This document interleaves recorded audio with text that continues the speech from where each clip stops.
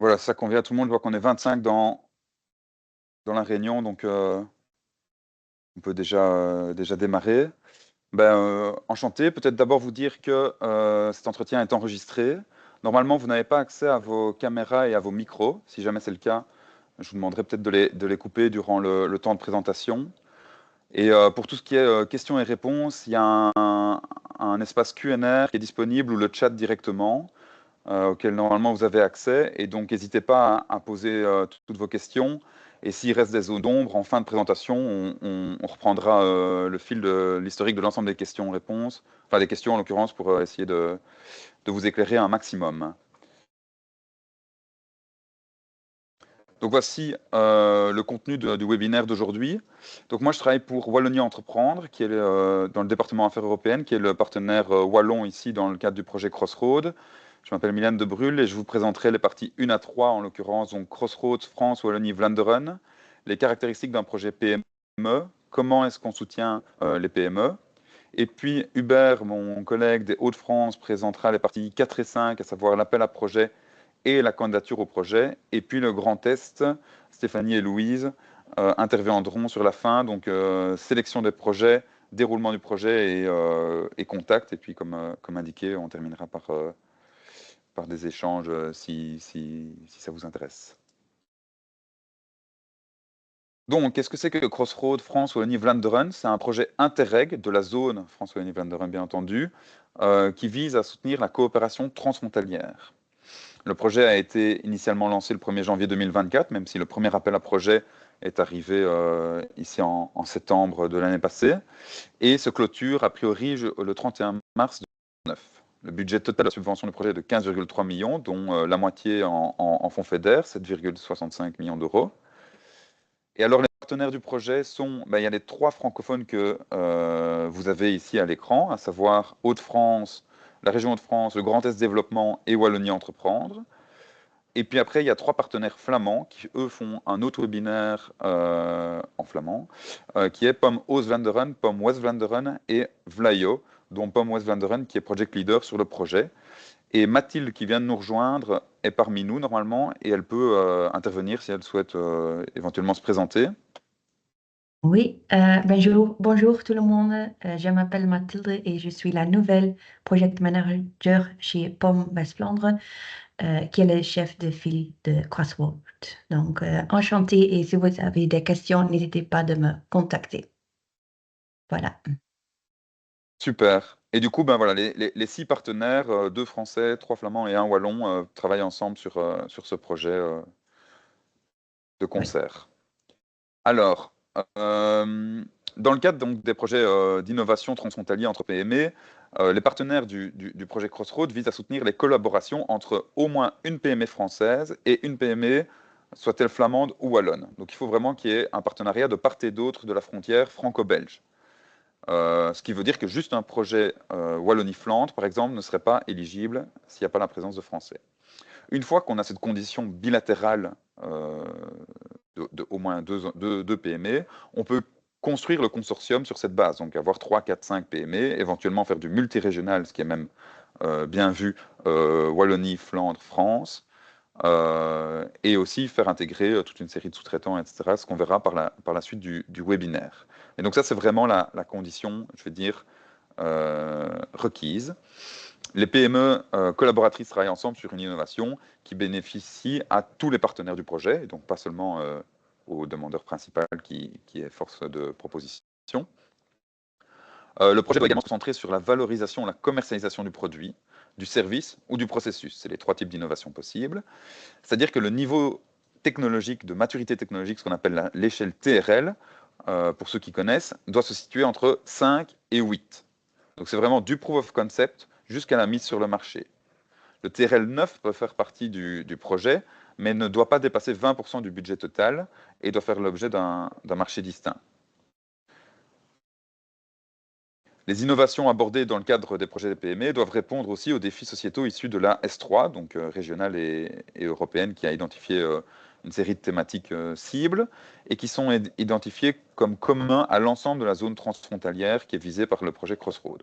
En l'occurrence, ces thématiques sont l'économie circulaire, donc un système économique axé sur la réutilisation et la minimisation des déchets, la durabilité au sens matières premières, énergie et eau, tout ce qui est soins et santé, donc améliorer la santé physique et mentale par des services médicaux et la prévention, et enfin la numérisation et l'industrie 4.0, donc l'intégration de technologies numériques dans la production pour plus d'efficacité.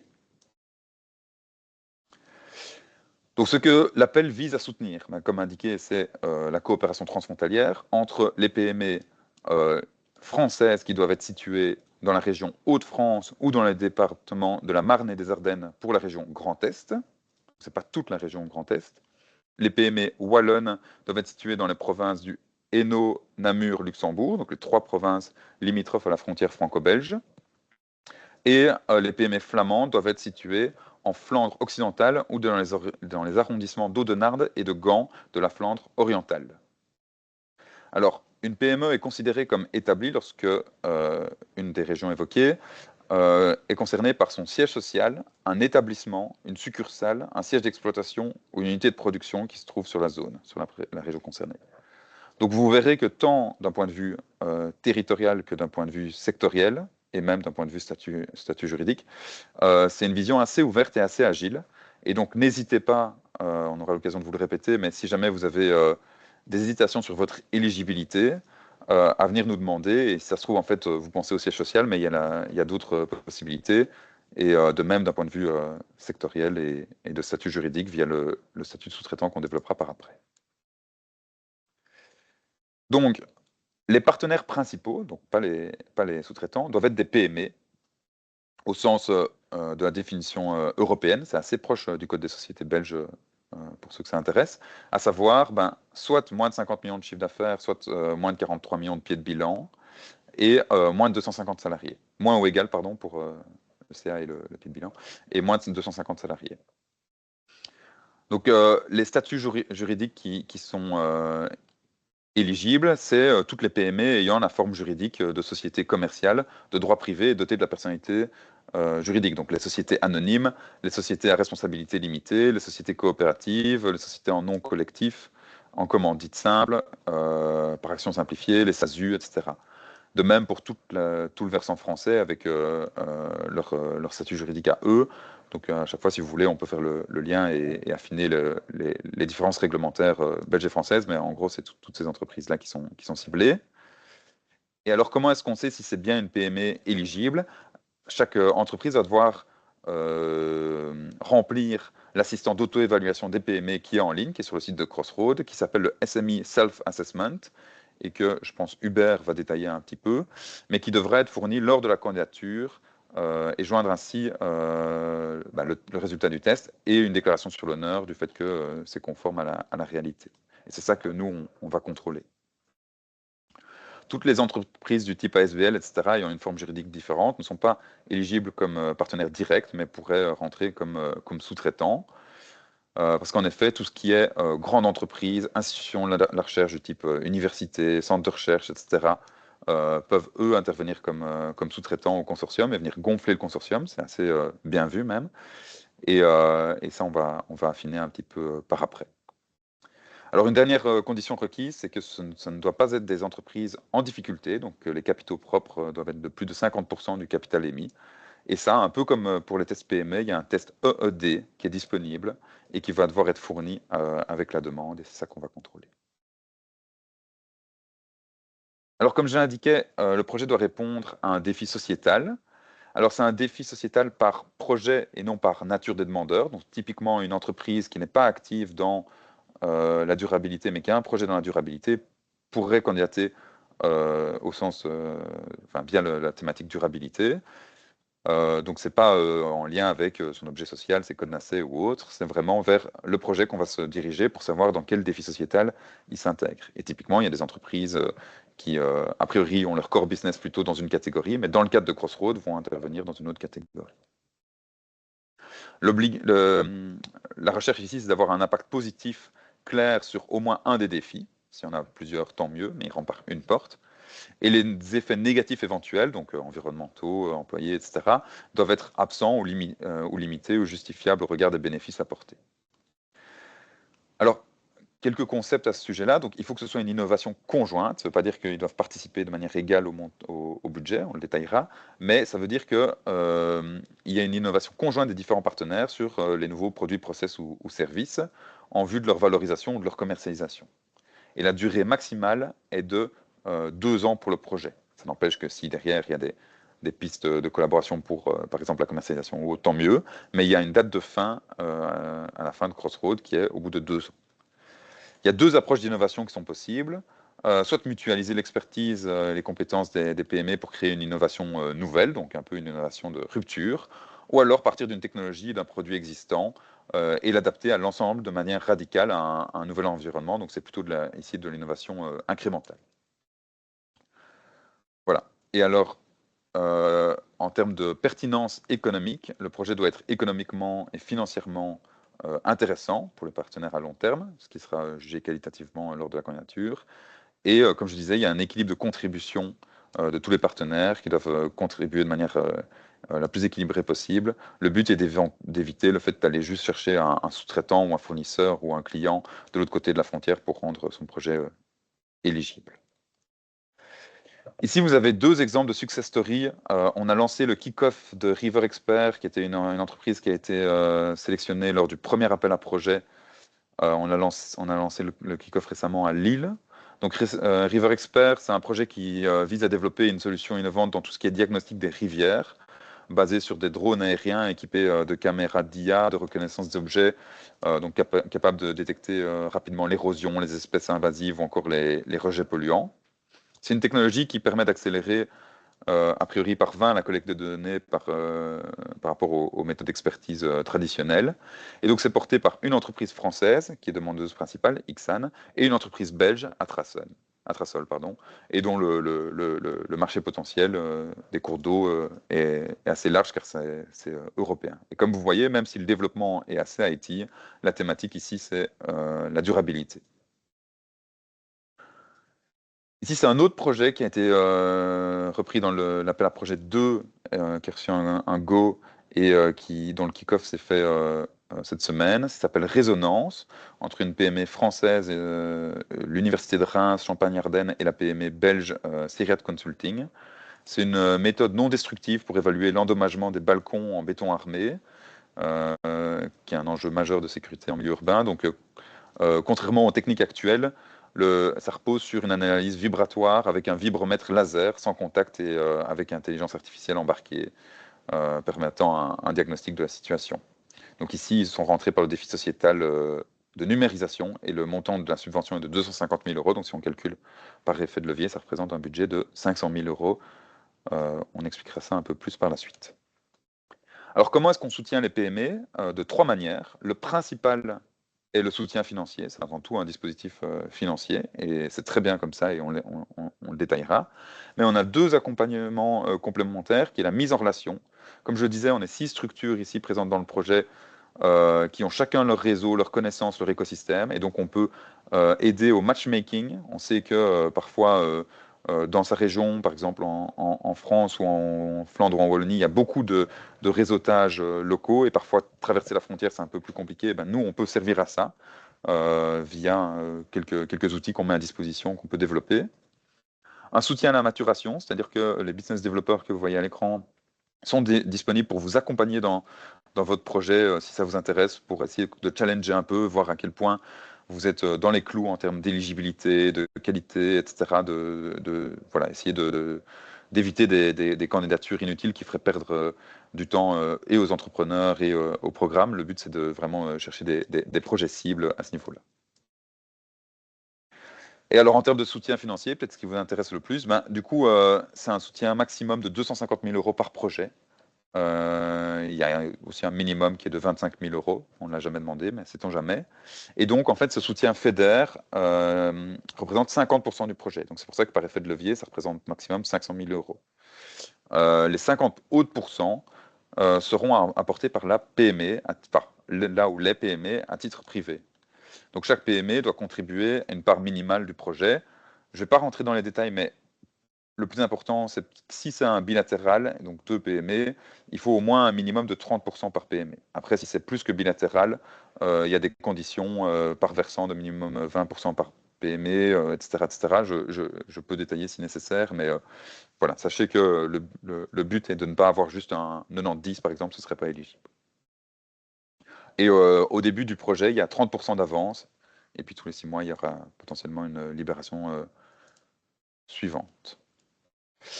Alors, enfin, donc, le financement des projets Crossroads fonctionne selon le principe des calculs de coûts simplifiés, à savoir les frais personnels plus 40% de forfait.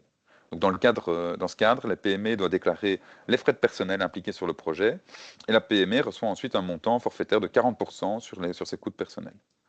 Et sur ce forfait, aucune charge de la preuve n'est demandée, en tout cas dans le reporting quotidien. Dans le contrôle de la commission, c'est autre chose, on en parlera après, mais en tout cas, au fil de l'eau, ce n'est pas le cas. Donc pour les PME flamandes et wallonnes, les frais de personnel salarié sont pris en charge sur la base d'une méthode simplifiée de calcul qui est en gros le coût horaire égale 1,2% du salaire brut mensuel des employés sur le projet. Donc on augmente de 20% pour essayer d'équilibrer un peu, parce que des fois il y a des pertes de temps qui ne sont pas forcément valorisées, donc on augmente de 20% à ce niveau-là le montant qui est valorisé par l'entreprise via le salaire mensuel brut. Pour la France, les frais de personnel sont calculés sur un taux d'affectation. Donc, pour le personnel affecté à temps partiel sur le projet, par exemple, il est demandé au PME de fournir, pour chacune des personnes concernées, une lettre de mission qui détaille le contenu, le pourcentage fixé au temps consacré au projet. La description des rôles, les responsabilités, les tâches assignées, etc. Il y aura une lettre de mission qui sera jointe à la convention de coopération. Et alors, pour certains porteurs de projets s'interroger sur le statut d'indépendant, le public cible de Crossroads vise à éviter tout ce qui est consultant, petits commerçants, etc. Mais on sait que la question a été posée, donc par le passé, on a essayé de voir comment c'était possible, sachant qu'il y avait, par exemple, la réflexion sur les fiches de paye qui est nécessaire, ce qui n'est pas toujours le cas pour les indépendants. Voilà, mais ce que vous pouvez retenir, c'est qu'il ne faut pas thésauriser les 50 autres pourcents, c'est vraiment majoritairement du personnel qui sera mis à disposition du projet. Et les 40% de forfait en complément. Je passe la parole à Hubert, qui, si je ne me trompe pas, n'a pas le contrôle du PowerPoint, et donc je ferai le lien quand il le demandera. Mille merci Milan. Bonjour tout le monde. Donc moi je suis Hubert Santerre, chargé de mission au sein du Conseil régional des Hauts-de-France.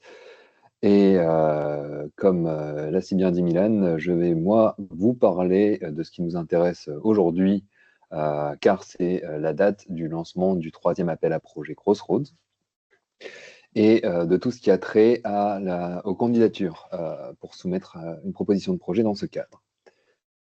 Alors, juste pour dire très rapidement, Crossroads, donc c'est un projet qui a une certaine durée.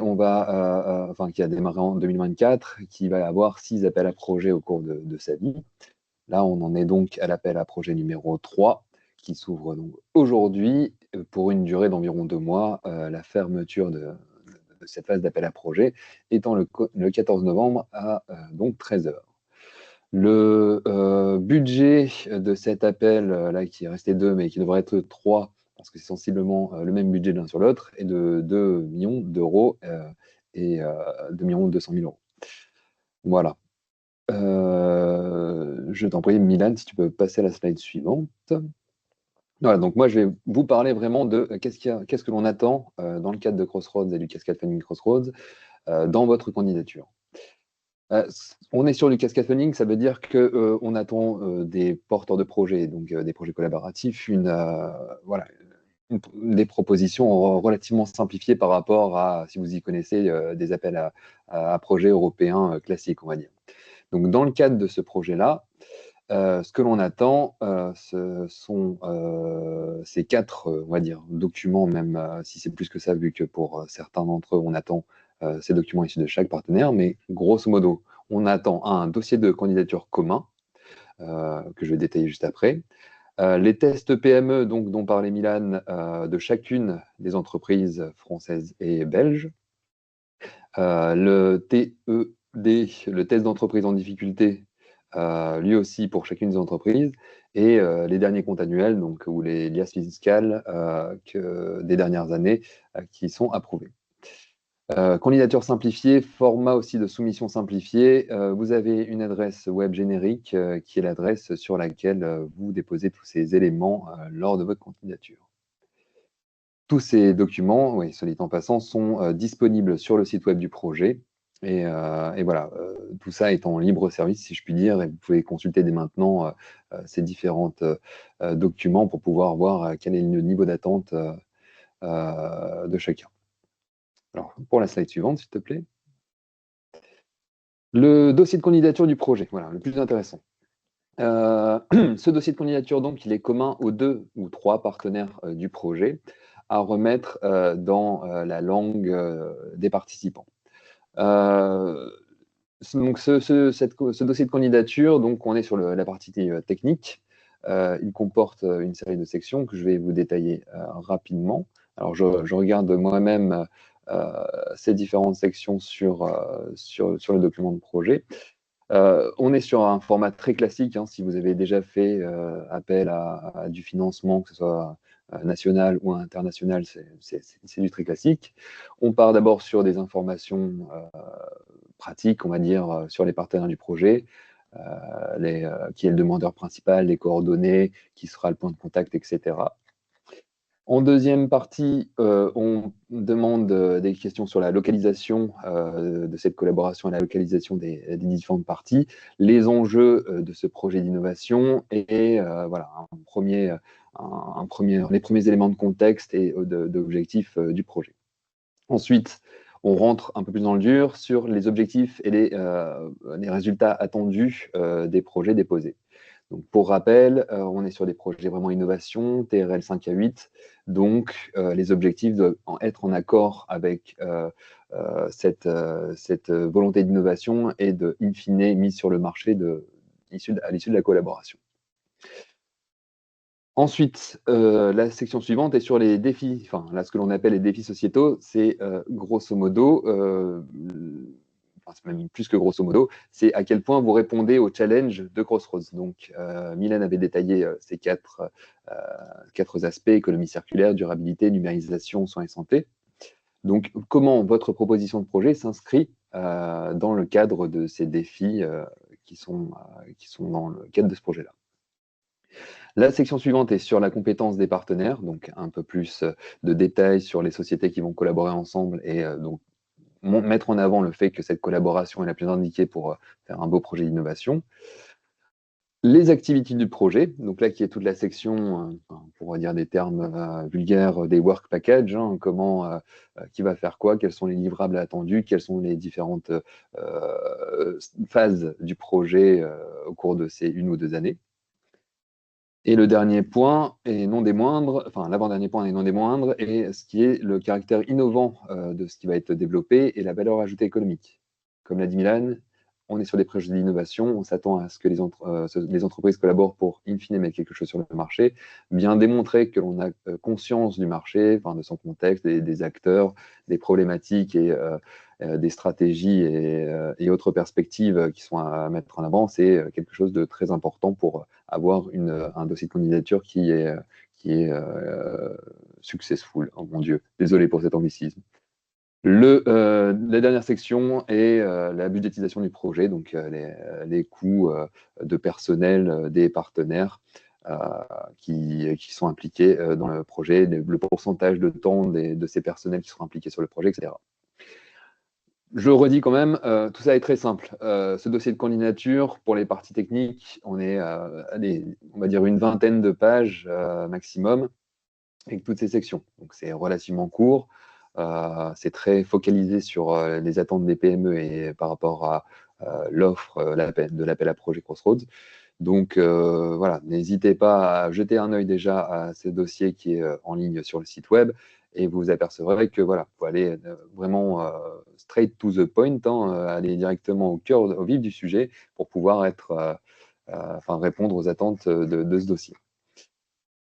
Oui, le dernier point que je vois sur la slide, signé par les partenaires, oui, on demande aux deux partenaires à la fin de signer les engagements qui sont du texte enfin une déclaration sur l'honneur et les engagements qui sont du texte dans ce dossier de candidature.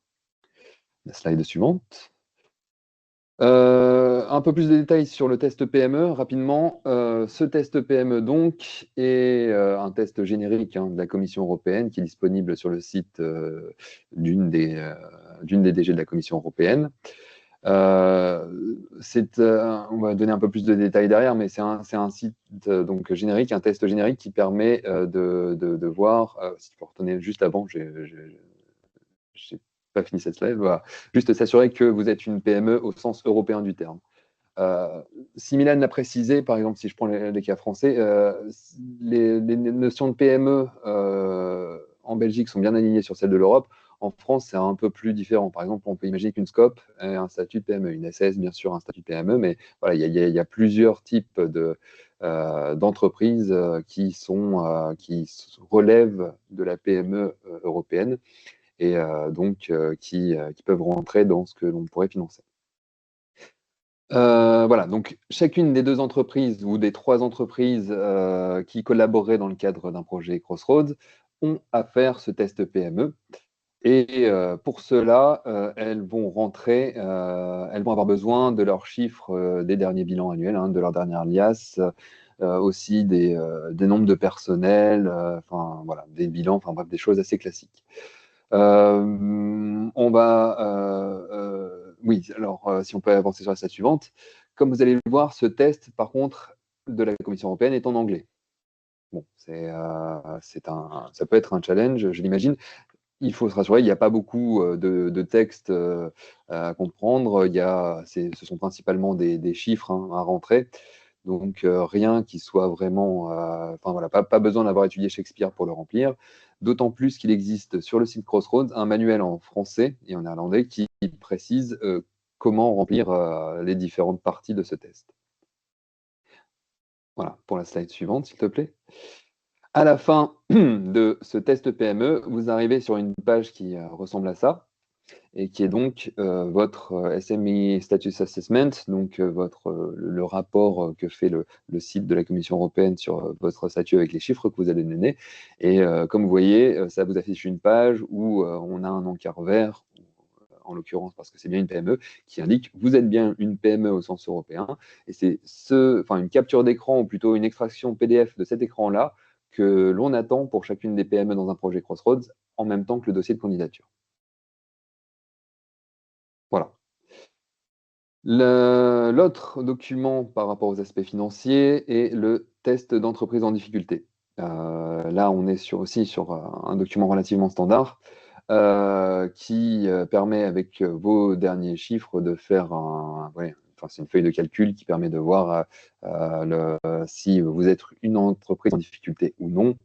Et voilà, ça nous assure qu'on ne finance pas des entreprises qui pourraient éventuellement capoter, si vous voulez, durant la durée du projet. Donc c'est quelque chose de très standard, de très simple. En l'occurrence, c'est un fichier Excel qui est disponible et voilà, qui est à remettre encore une fois avec le dossier de candidature. Pour la slide suivante, je passe maintenant la parole aux collègues du Grand Est. Merci. Alors, de mon côté, j'ai pas le contrôle. Alors, Milan, est-ce que tu veux bien poursuivre pour défiler les slides ou c'est OK? Ah, je ne t'entends pas. Bon, Oui, je c'est peux OK, oui, commencer oui. en tout cas. Ah, OK, merci. Enchantée, moi donc je suis Stéphanie de l'équipe de Grand Est Développement avec ma collègue Louise. Bien évidemment, même si l'on représente toute la région Grand Est, comme vous l'aurez compris, nous, on ne s'occupe que des PME qui sont localisées sur la Marne et les Ardennes. Et là, je vais vous parler succinctement de la phase de sélection des projets. Alors, en fait, la sélection des projets, elle se fait en 4 phases, voire 3. Et elle est constituée en fait de différentes typologies d'acteurs en fonction des phases. La phase 1, donc elle est composée du comité de pilotage qui, lui, vérifie la recevabilité des candidatures de projets. Comment est constitué en fait ce comité de pilotage? eh bien, il est composé en fait d'un représentant de chaque partenaire, du chef de file et du responsable de communication du projet Crossroads. Au niveau du panel d'experts, donc ce sont 12 experts qui sont donc indépendants. Il y en a en fait un par défi thématique et par région. Et ils sont soit issus du monde académique, universitaire ou du domaine privé, industriel. Et évidemment, ce sont des personnes qui ont des connaissances approfondies sur le sujet et qui n'ont évidemment pas de conflit d'intérêt. Ce panel, lui, évalue les projets sur la base des critères de sélection, mais je vous en dirai un petit peu plus dans les slides suivantes. Ensuite, on a le conseil d'administration, donc qui est une structure consultative et qui est représentée par des personnes de la direction de chaque partenaire du projet ou de membres du personnel qui sont mandatés par la direction. Ce conseil, donc, lui, prend des décisions uniquement sur les modalités de chaque appel à projet, comme le calendrier, le budget et les thématiques, et il attribue c'est lui qui attribue en fait la subvention au projet. Et pour la phase 4, donc c'est bien mentionné facultatif. Pourquoi? Parce qu'en fait, certains projets n'ont pas ont la mention Go avec réserve, ce qui veut dire qu'ils doivent remodifier leur candidature et la soumettre à nouveau à la phase d'experts et au conseil d'administration pour avoir une approbation de leur projet. Tu peux passer la slide, Milan, s'il te plaît. Donc, je reviens sur la phase 1 qui est le comité de pilotage. Alors lui, en fait, comme je l'ai dit de manière plus précise, il va s'assurer en fait de la recevabilité des candidatures de projet. Ce qu'on entend par recevabilité, c'est dans un premier temps s'assurer de la forme, si j'ai envie de dire, du projet. Le fond sera plutôt vu par le panel des experts. Donc la forme, qu'est-ce que ça constitue? En fait, c'est s'assurer qu'on a bien déjà tous les documents nécessaires et qui sont demandés au moment du dépôt du dossier. À titre d'exemple, est-ce que la demande a-t-elle bien été faite dans les délais impartis et de manière complète? Donc comme je le dis, est-ce que tous les documents sont bien présents dans le dossier? Bien s'assurer qu'on est évidemment sur une PME française et belge, en tout cas sur les territoires concernés. Est-ce qu'on a bien le test PME qui s'avère positif et bien s'assurer que l'entreprise n'est pas en difficulté avec l'autre document qu'elle doit fournir. Et au niveau de la participation budgétaire, bien s'assurer qu'il y a une bonne répartition équilibrée du budget par rapport à chaque PME. Donc je rappelle, c'est un minimum de 30% pour chaque PME. Et s'il y a plus de 2 PME, dans ce cas-là, on fait un équilibrage du budget par pays, qui est un minimum, lui, de 30%. Dans ce cas-là, si tous les éléments sont bien en accord, dans ce cas-là, on passe à la phase 2, qui est la phase en lien avec le panel d'experts. Milan, s'il te plaît, si tu veux bien passer. Merci. Alors, le panel d'experts, lui, va vraiment s'assurer du contenu du dossier, du fond, comme je l'ai dit, et va vraiment s'assurer du degré d'innovation du projet. Donc, ce qu'on entend par degré d'innovation, c'est bien s'assurer qu'on est dans la bonne phase TRL du projet. Je reprécise, on n'est pas du tout sur des projets innovants qui concernent en recherche fondamentale. On est plutôt sur des projets qui doivent se concentrer sur la valorisation des innovations et de la pré-commercialisation. Ensuite, bien s'assurer qu'on est aussi bien en lien avec l'une des 4 thématiques, donc économie circulaire. À titre d'exemple, si je donne un exemple, c'est par exemple un système économique qui est axé sur la réutilisation ou la minimalisation des déchets. Est-ce qu'on est sur le sujet de la durabilité, donc matériaux, énergie et eau. À titre d'exemple, répondre aux besoins actuels sans nuire aux générations futures. Troisième défi, est-ce qu'on peut être dans le domaine de soins et de la santé? À titre d'exemple, améliorer la santé physique et mentale par des services médicaux et la prévention. Et ou encore, est-ce qu'on est sur un sujet de la numérisation, de l'industrie 4.0? À titre d'exemple, l'intégration des technologies numériques dans la production pour plus d'efficacité. Voilà, donc ça, c'est vraiment les éléments essentiels que le panel d'experts vérifie.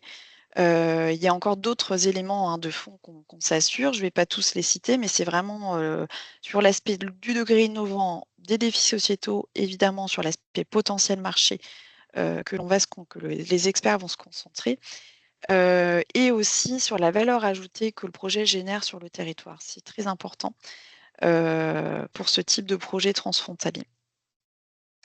Donc, autre élément qui est aussi important dans cette phase-là, c'est que dans un premier temps, c'est chaque expert de manière individuelle lit le dossier, et ensuite, il se concerte de manière collective, tous les experts pour prendre une décision collective sur le go ou no go du projet.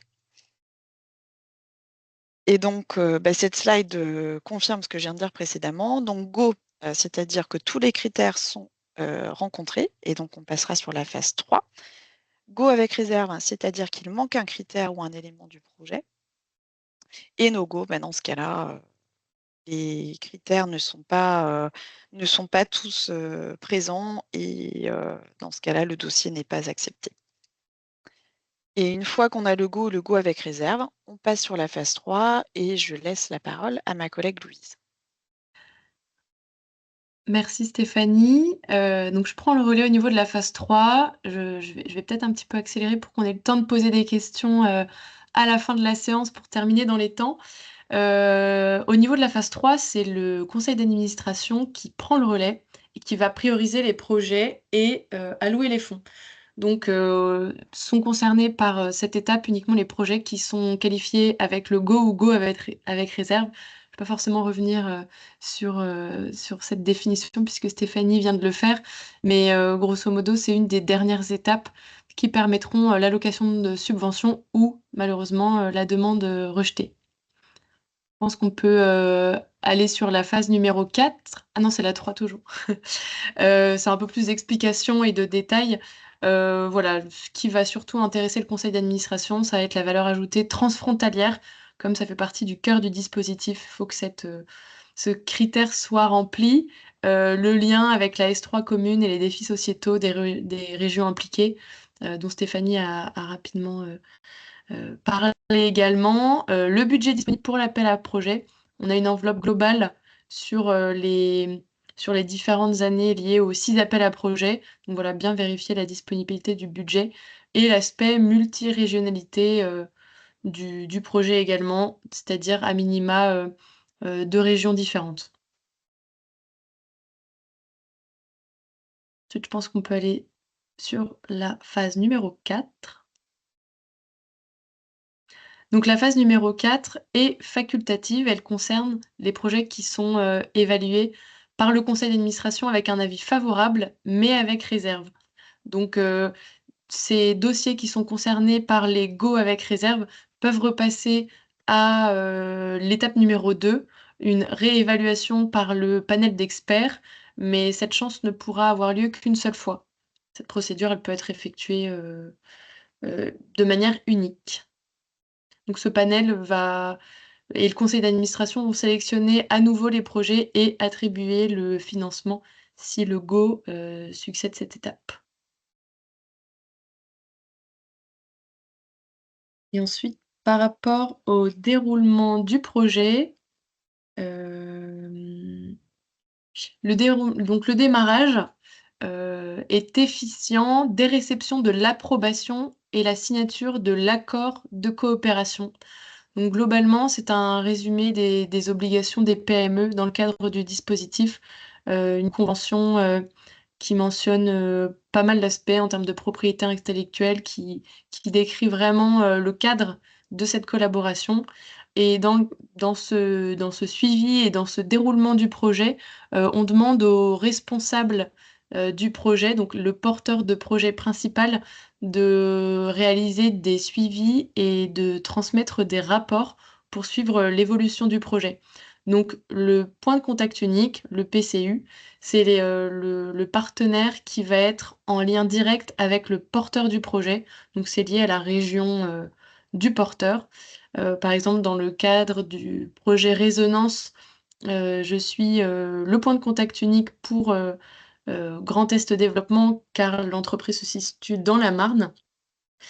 Et par rapport à ce déroulé de projet aussi, il y a une consultation de lancement, donc une réunion de kick-off, et au moins 3 autres moments de consultation qui sont plus ou moins liés au rapport de projet et qui permettent de faire un point, de suivre les avancées, et qui sont également liés au déclenchement de financement liés aux dépenses faites. Donc voilà, c'est plus ou moins tous les 6 mois dans le cadre d'un projet qui durerait 2 ans, comme la limite maximale du dispositif le précise. Et donc voilà, pour vous donner une petite idée du rythme euh, de la soumission de rapports.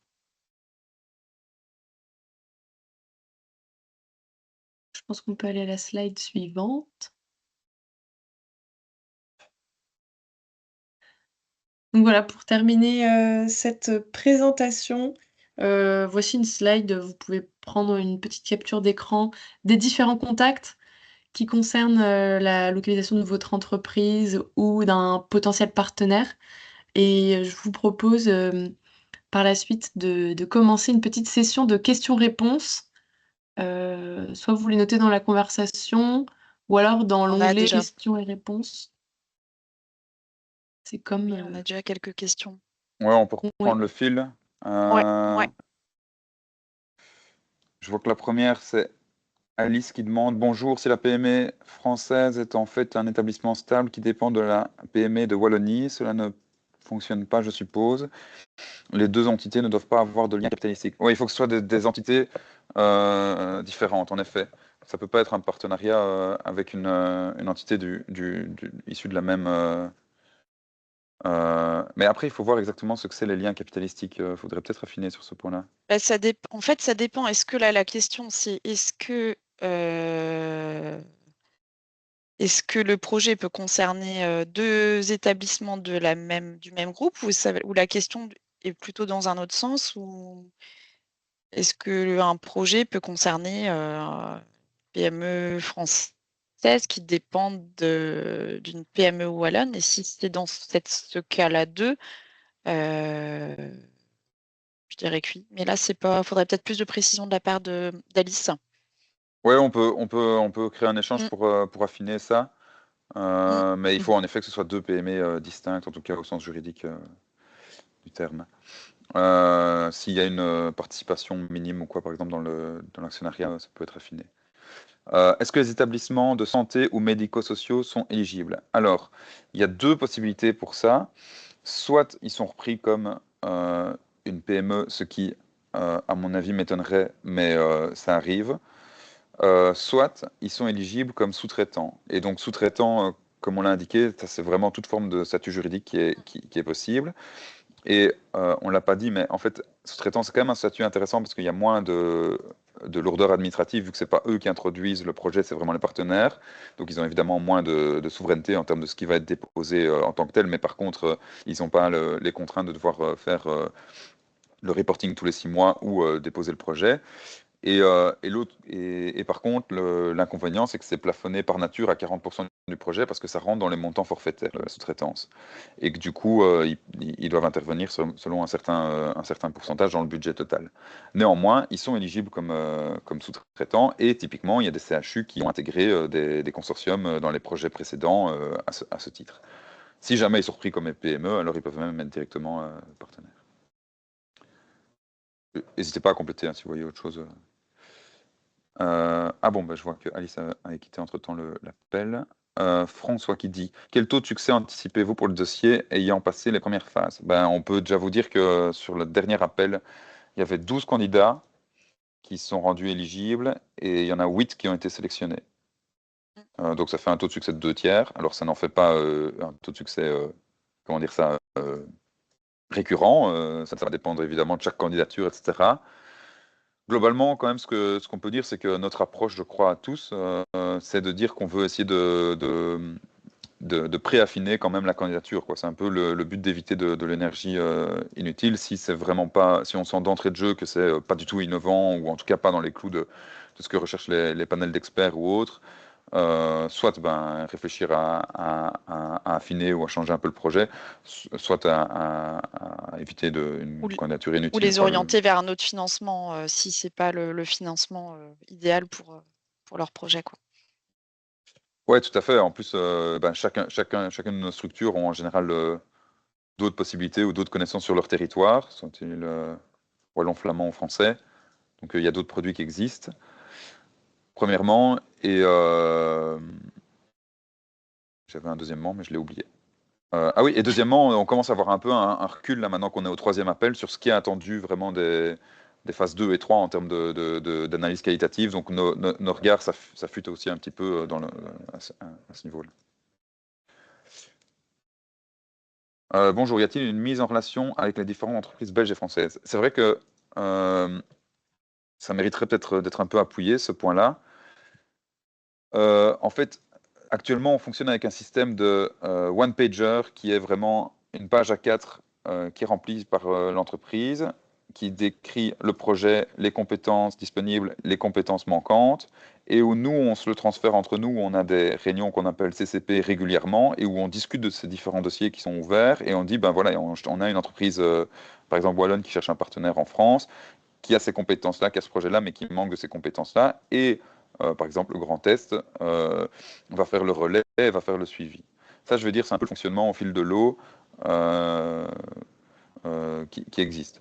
On essaye de numériser un peu tout ça et de créer des plateformes d'instruments de communauté qui ne sont pas encore effectives, donc je ne vais peut-être pas trop en dire, mais qui aura pour but de faire un peu une mise en relation à ce niveau-là. En fait, oui, c'est vrai que nous, on est on est en fait vraiment le facilitateur pour identifier des partenaires potentiels des deux versants. Quand ça concerne la France et nos territoires, c'est nous qui sommes en charge de l'identification de partenaires potentiels.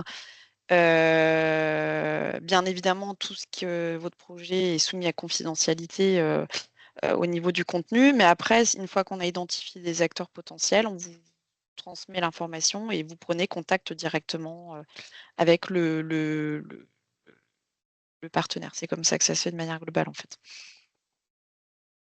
Donc, soit vous avez déjà un consortium qui est pré-monté, et tant mieux, soit vous faites appel à nous, et des fois, vous êtes 2 partenaires, mais vous voulez le rendre multirégional, parce qu'en fait, multirégional, c'est 3 versants et pas 2, pour avoir une valeur ajoutée en termes de critères de sélection, et donc on peut aussi chercher, essayer de pousser vers le plus de coopération transfrontalière possible. Je vois que Vincent demande, est-ce qu'une start-up dans un incubateur, mais sans CA, peut postuler?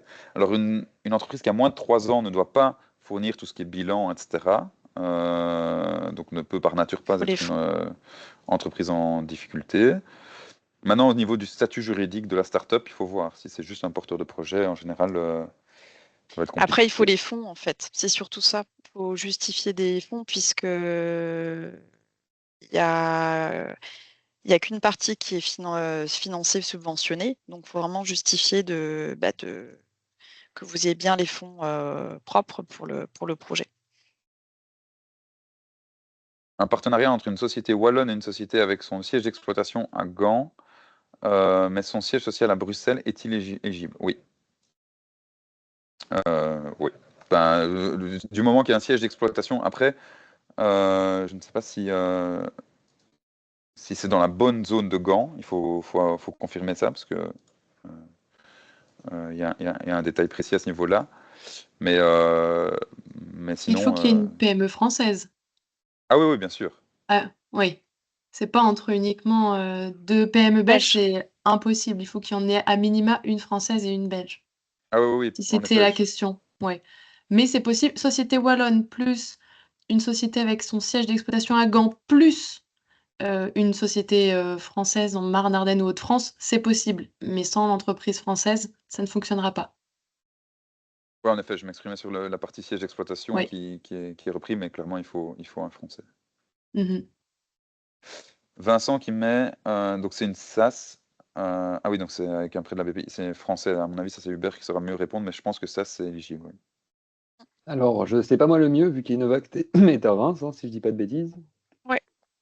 Mais autant pour moi. Pas de souci, pas de souci. Mais ouais, ce que je vous conseille en tout cas, c'est de vous rapprocher des points de contact Grand Est pour évaluer vraiment si. Enfin, vous pouvez vous positionner en théorie. Est-ce que vous avez suffisamment De de fonds propres. background, ouais, voilà, de fonds propres Ouais. et tout ce qui va avec pour vous positionner? Là, c'est une question qui est à évaluer avec nous-mêmes, je pense. Donc, c'est Louise et moi-même, hein.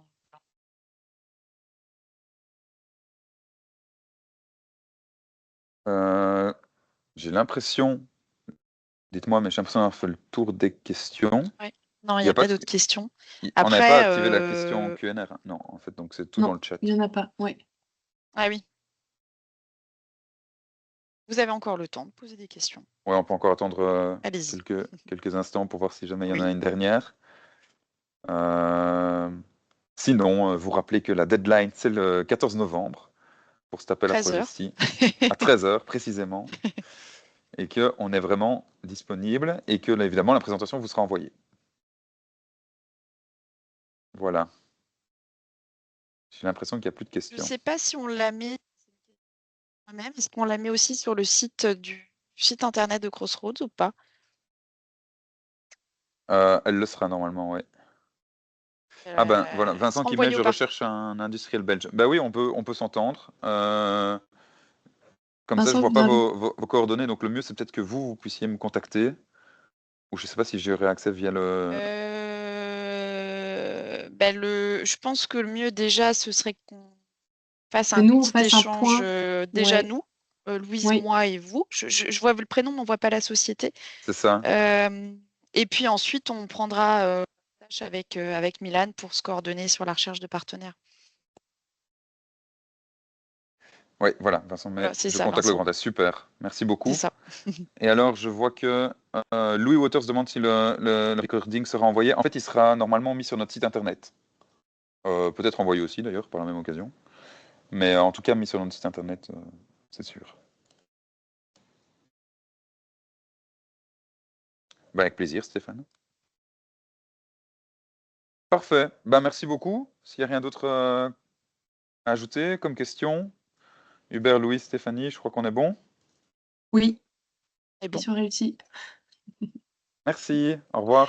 Merci à tous. À Merci, à bientôt. disposition. À bientôt. Au revoir.